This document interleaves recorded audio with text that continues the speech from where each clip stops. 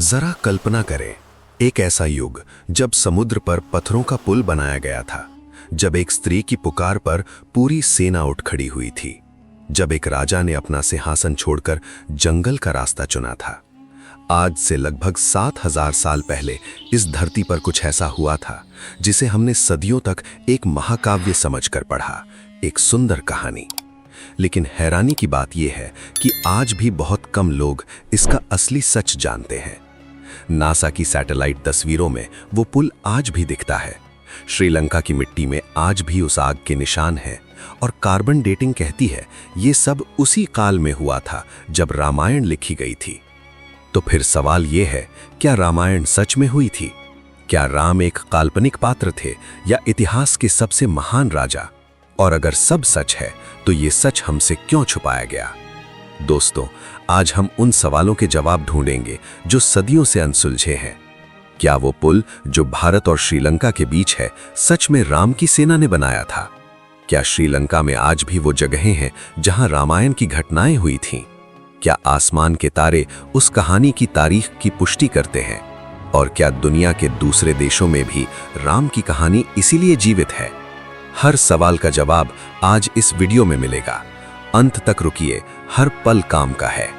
लेकिन उससे पहले, अगर आपको इतिहास के ऐसे छुपे हुए राज पसंद हैं जो स्कूल की किताबें नहीं बताती, जो मेन स्ट्रीम मीडिया दबा देती है, तो अभी इस चैनल को सब्सक्राइब करें और बेल आइकॉन जरूर दबाएं। अब चलते हैं उस सच की तरफ जो हजारों साल से दफन था। वाल्मीकि रामायण, दुनिया का सबसे पुराना महाकाव्य, 24,000 श्लोक, 7 कांड। पश्चिमी इतिहासकारों ने इसे माइथोलॉजी कहा, एक सुंदर लेकिन काल्पनिक कहानी। लेकिन क्या आप जानते हैं कि होमर की इलियड को भी कभी माइथोलॉजी कहा जाता था? और फिर 1870 में एक जर्मन पुरातत्वविद ने खुदाई की और ट्रॉय का असली शहर मिल गया। तो अगर ट्रॉय मिल सकता है तो लंका क्यों नहीं? रामायण में जो भूगोल बताया गया है वो आश्चर्यजनक रूप से सटीक है। अयोध्या, चित्रकूट, पंचवटी, किष्किंधा और लंका सब के सब आज भी मौजूद हैं। वाल्मीकि ने हर नदी, हर पहाड़, हर जंगल का नाम लिया है और आधुनिक नक्शे पर वो सभी जगहें ठीक वही हैं जहां रामायण में बताई गई थी। ये किसी कवि की कल्पना नहीं, ये किसी चश्मदीद गवाह का बयान लगता है। 19 सितंबर 2002 नासा के मोडस सैटेलाइट ने एक तस्वीर ली जिसने दुनिया को हिला दिया। भारत के दक्षिणी सिरे और श्रीलंका के बीच एक पतली सी रेखा दिखी, 48 किलोमीटर लंबी पत्थरों की एक श्रृंखला जो दोनों देशों को जोड़ती है। इसे दुनिया एडम्स ब्रिज कहती है, लेकिन हम इसे राम सेतु के नाम से जानते हैं। वैज्ञानिकों ने जब इन पत्थरों की जांच की तो नतीजे बेहद चौंकाने वाले थे। ये पत्थर समुद्र की तलहटी की रेत से बिल्कुल अलग है। ये यहाँ के नहीं है, इनका जियोलॉजिकल ओरिजिन अलग है, यानी ये कहीं और से लाए गए थे। और सबसे हैरान करने वाली बात, इनकी कार्बन डेटिंग हुई।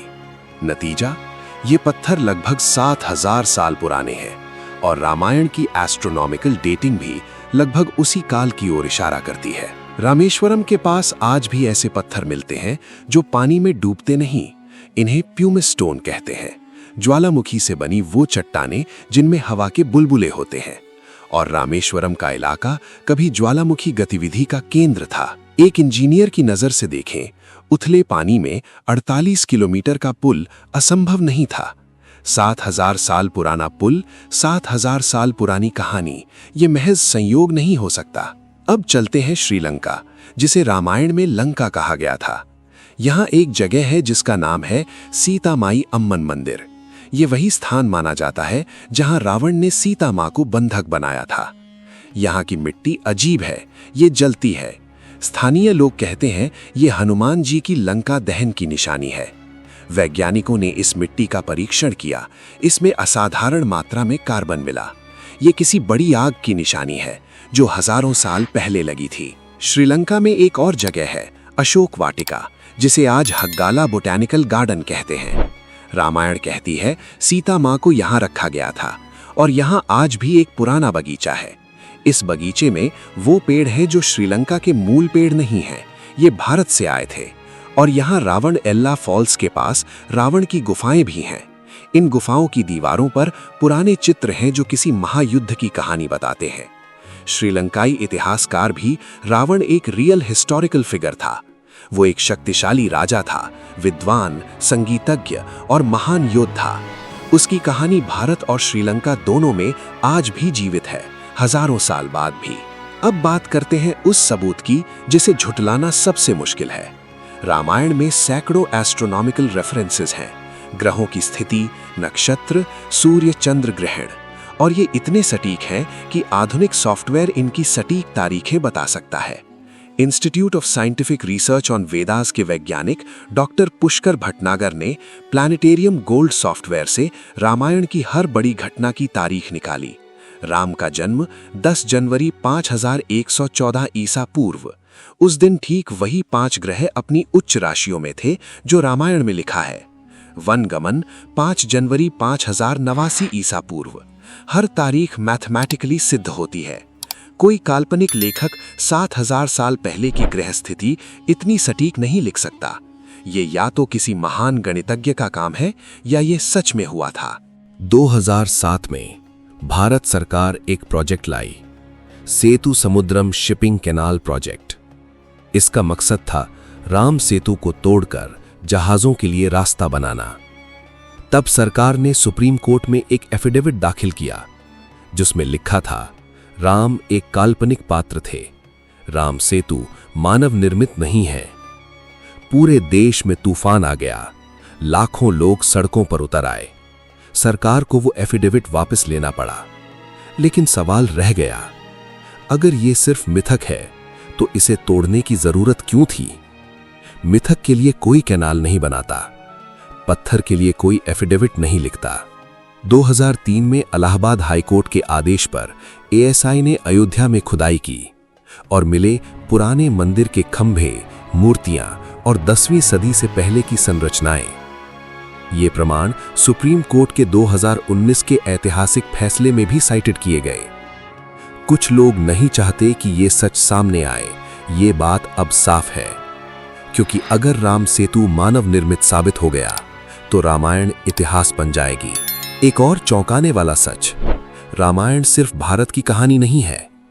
थाईलैंड में रामाकियन है, राम की कहानी का थाई वर्जन।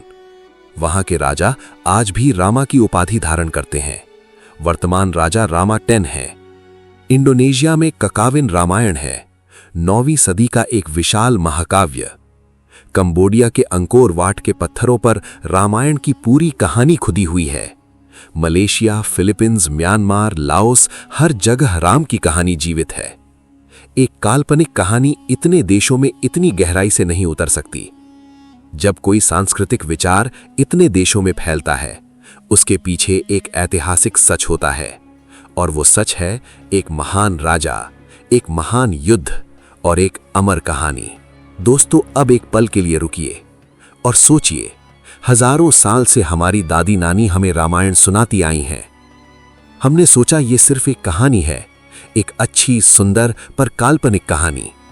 लेकिन आज जब नासा की तस्वीरें उस पुल को दिखाती हैं, जब कार्बन डेटिंग उन्हीं तारीखों की पुष्टि करती है जो हमारे ऋषियों ने लिखी थीं, जब श्रीलंका की मिट्टी उस आग की गवाही देती है जो हनुमान जी ने लगाई थी, तो मन में एक अजीब सी भावना जागती है। गर्व, गहरा और सच्चा गर्व अपनी सभ्यता पर, अपने पूर्वजों पर। यह सिर्फ इतिहास नहीं है, ये हमारी पहचान है, हमारी जड़ें हैं। और जड़ें जितनी गहरी होती हैं, पेड़ उतना ऊंचा उगता है। हमारी जड़ें 7000 साल गहरी हैं, और ये सोचकर ही रोंगटे खड़े हो जाते हैं। तो आज हमने देखा नासा के सबूत, carbon dating, astronomical evidence, Sri Lanka के आर्कियोलॉजिकल साइट्स और दुनिया भर में राम की जीवित उपस्थिति। हर सबूत एक ही दिशा में इशारा करता है, रामायण एक ऐतिहासिक सत्य था। लेकिन अभी भी एक सवाल बाकी है, और ये सवाल मैं आप पर छोड़ता हूं। अगर रामायण सच थी तो क्या महाभारत भी सच थी? क्या कुरुक्षेत्र का वो युद्ध वाकई हुआ था? क्या श्री कृष्ण सच में थे? नीचे कमेंट में बताइए आप क्या मानते हैं। अगर आप चाहते हैं कि महाभारत पर भी ऐसा वीडियो बनाएं तो लिखिए महाभारत का सच। अगर इस वीडियो ने आपको कुछ नया सोचने पर मजबूर किया तो लाइक और शेयर जरूर करें। अपने उन दोस्तों को भेजें जो इतिहास और सच्चाई से प्यार करते हैं। और अगर अभी तक सब्सक्राइब नहीं किया तो अभी करें। अगला वीडियो और भी गहरा होगा। मैं आपसे मिलूंगा अगले राज के साथ। जय श्री राम।